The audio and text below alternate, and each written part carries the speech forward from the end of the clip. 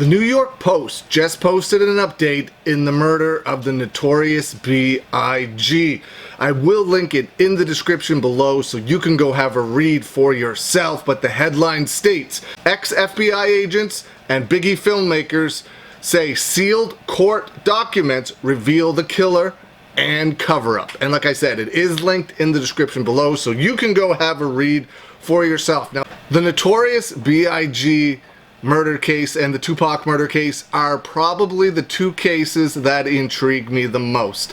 I was 15, 16 years old when these happened. I was huge fans of both of them, still am huge fans of both of them. So during that time, I was obsessed with this case, and I didn't really have the internet yet. But when I got the internet, all I did was research this case, look up rumors and theories. Since then, I've watched every movie and documentary that I think has ever come out about either case. So when I saw this today, I thought I had to make a video about it. There's also a podcast out now called The Dossier, which is made by Action Park Media, and I will link that in the description below so you can go have a listen as well. It is hosted by ex-FBI agent Phil Carson, who is the person that this New York Post story is about. Christopher Wallace, aka the Notorious B.I.G., was shot and killed March 9th, 1997, but no one was ever arrested for the murder and it remains unsolved.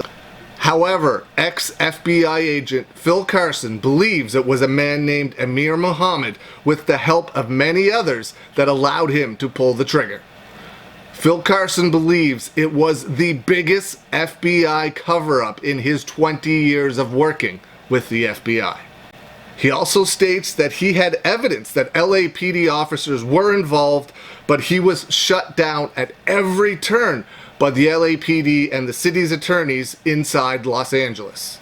There are tons of documentaries and movies out there about these cases, but in my opinion, his theory is the theory I believed was correct from day one. Now, there is an amazing show on Netflix called Unsolved, and it's amazingly made. I've watched it countless times. I do not believe that they portrayed the events accurately.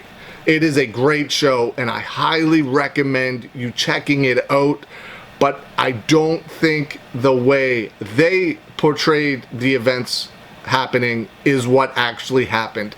Now, there is another movie that is relatively new that stars Johnny Depp and Forest Whitaker called City of Lies, and in my opinion, that is the one that nails it the most. That is the one that got it correct. Now, like I said, there's a million theories out there, but for me, from all the things I've researched over the years, this is the theory I've always believed. When I saw Unsolved, I thought I had doubts because they definitely push their angle and make it believable. It's very well done. And then when City of Lies came out, I was like, okay, this is the one that I believe. And they came out not too far after each other, a year or two maybe, but City of Lies for me is the one that got it right.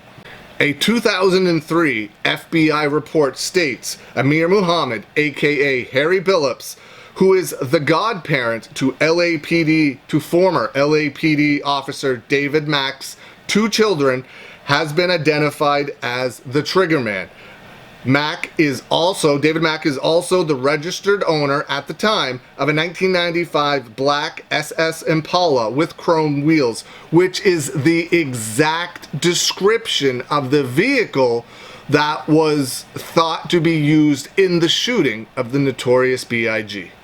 The civil case against the LAPD by the Wallace family, by the Notorious B.I.G.'s family, has all of this information as well, but it remains sealed under the court order of a federal judge. Just 5 months after the Notorious B.I.G. was killed, ex-LAPD officer David Mack was arrested after he robbed a bank and stole $722,000.